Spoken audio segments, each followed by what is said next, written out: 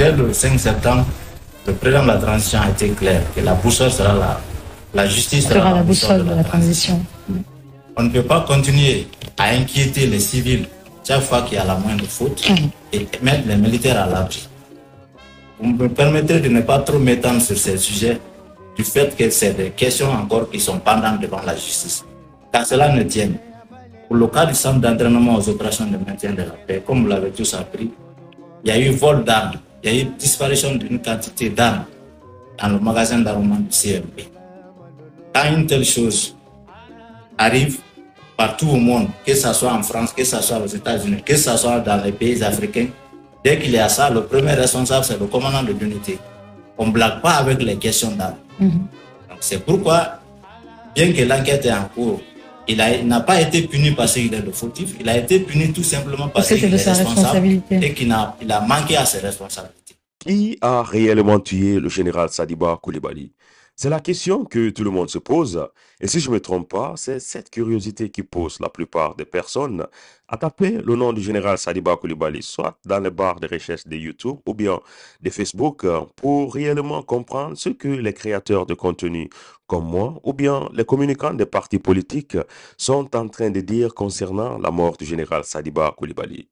La petite remarque que j'ai faite, c'est que 60 à 70% de ces personnes qui viennent faire leurs recherches sur Facebook ou bien sur YouTube veulent entendre de la bouche des créateurs de contenu comme moi que c'est l'actuel président de la transition en République de Guinée, le général Mamadi Doumbouya, qui a tué le général Sadiba Coulibaly.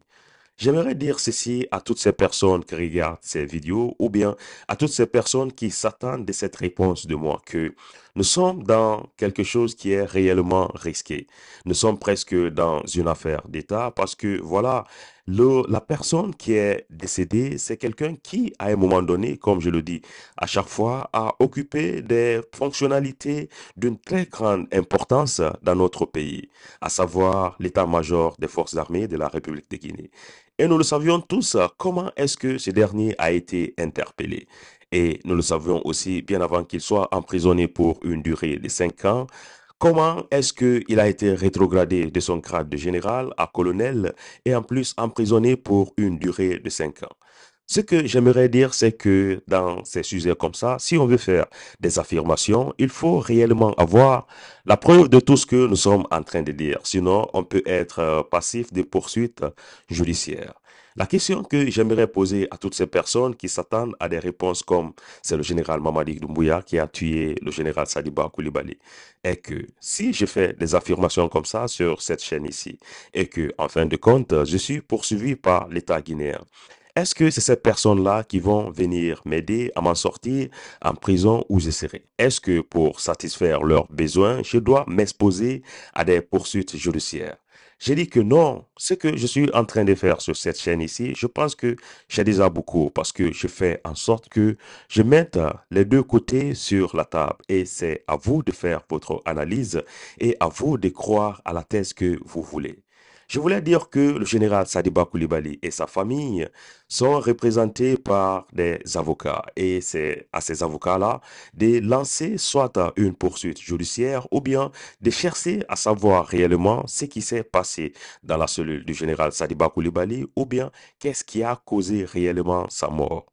Pour mieux comprendre, j'aimerais que vous écoutez la version des avocats du général Sadiba Coulibaly. Et dites-nous, vous êtes un de ces conseils. Comment avez-vous appris? Nous avons été surpris et abasourdis, informés au même titre que vous, tard la nuit, que notre client est décédé.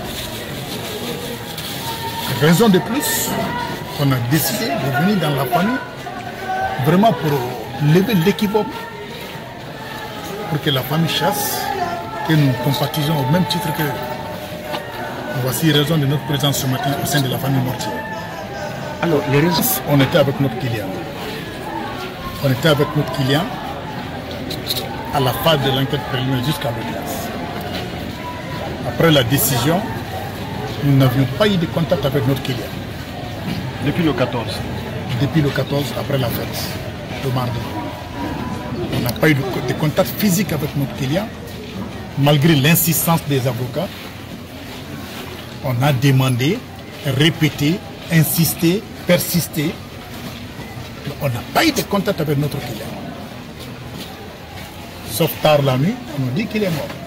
Et aujourd'hui, que comptez-vous faire? Vous avez un conclave avec la famille mortuaire. Que comptez-vous faire pour les prochaines démarches? Comme déjà, c'est déjà consommé, la priorité de ces conseils et la famille, on va pour qu'on puisse avoir au moins le corps. On va poser le problème. Pour qu'on puisse avoir le corps et la famille. La famille va décider le lieu de l'enterrement maintenant. La décision, on n'a jamais eu de contact physique avec notre client. On ne sait pas là où il est mort. Ok, bonjour. Je dis c'est un sentiment de désolation. On est complètement dépassé de la nouvelle qu'on a appris hier. Parce qu'en réalité, étant un élément du collectif des avocats qui défendaient la cause de général, on a été appelé hier au parquet général pour nous annoncer du décès du général. Étant dans cette situation d'impasse, nous avons, par le biais de notre éminent confrère et grand frère aîné, Maître Mori Doumbouya, la question lui a été posée par rapport à la situation. Il était question de confier la tâche à l'autorité pour se prononcer sur cette question. Et c'est ce qui fut fait. On est resté dans ces conditions, dans l'attente, jusqu'à la nuit tard. Il nous a été signifié qu'un communiqué va passer à la radio et à la télé. Nous avons exigé également, parce que nous sommes professionnels de droit pratiquants, nous avons exigé, parce que nous ne savons pas, comme mon confrère vient de l'énoncer, depuis la décision jusqu'à date, aucun des conseils n'est en contact avec le général, jusqu'à ce qu'on vient d'apprendre la triste nouvelle. Alors on ne peut pas se prononcer pour dire qu'il est décédé ou non.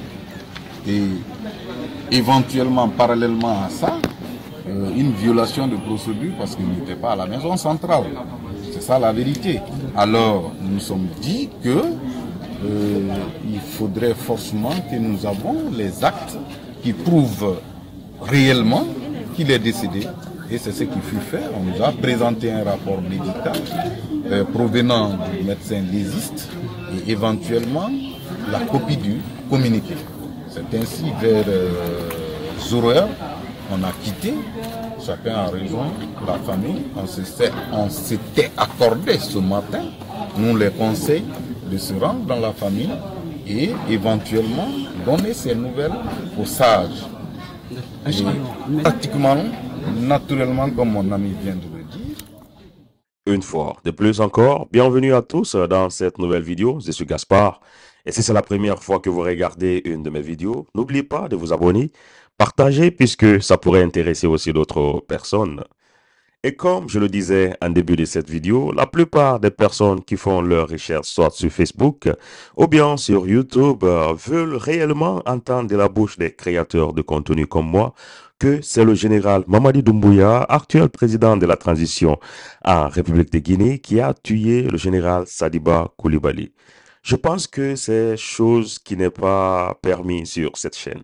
Sur cette chaîne, je le reprends encore. Ici, on essaie de mettre à la disposition des gens deux versions. Et parmi ces deux versions, c'est à vous de faire votre analyse. Et c'est à vous de croire ce que vous voulez croire. Et cette chaîne YouTube est utilisée comme une plateforme, raison pour laquelle à la fin de chaque vidéo, je demande à toutes les personnes de laisser en commentaire tout ce qu'ils sont en train de penser concernant le thème du jour ou bien concernant la vidéo du jour.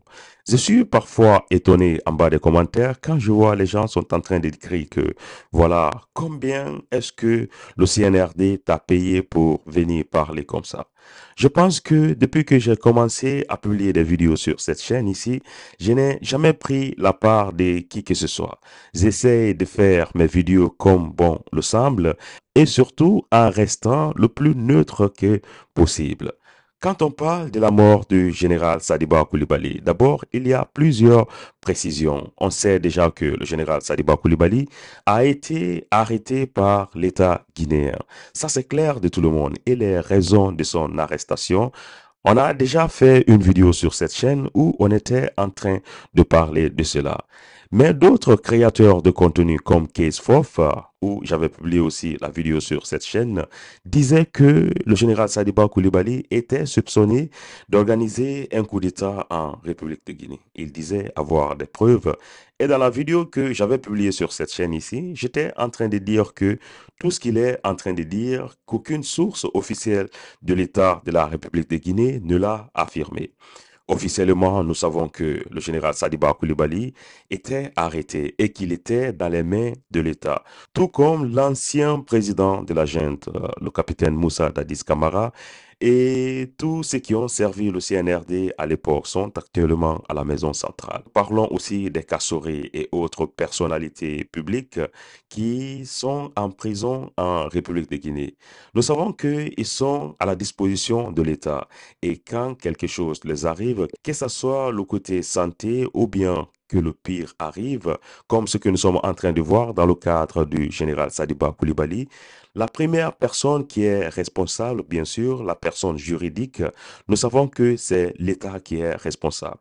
On n'a pas besoin d'indexer que c'est telle personne qui a tué ou bien c'est telle personne qui a tué. On sait que au fond de nous, s'il y a quelque chose qui les arrive, c'est bien sûr l'État qui est la personne responsable. Nous savons très bien que la personne à indexer, la personne juridique, c'est bien sûr l'État parce que c'est l'État qui l'a arrêté et l'État doit être responsable si il a des problèmes de maladie ou bien si réellement il a besoin de quelque chose comme manger ou bien voilà des bons soins quand ils sont en détention.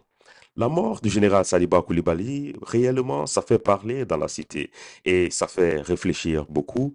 Et tout ce qu'il faut dire, c'est que le général Sadiba Koulibaly était représenté par des avocats. On vient d'écouter ces avocats et tout ce qu'il faut dire, c'est que nous ne sommes pas spécialistes dans cette situation. Et si on veut réellement faire des affirmations, on doit avoir des preuves.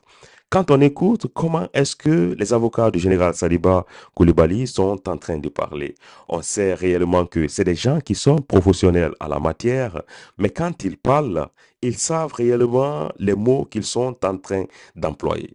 Et c'est ce que j'essaie de faire effectivement sur cette chaîne.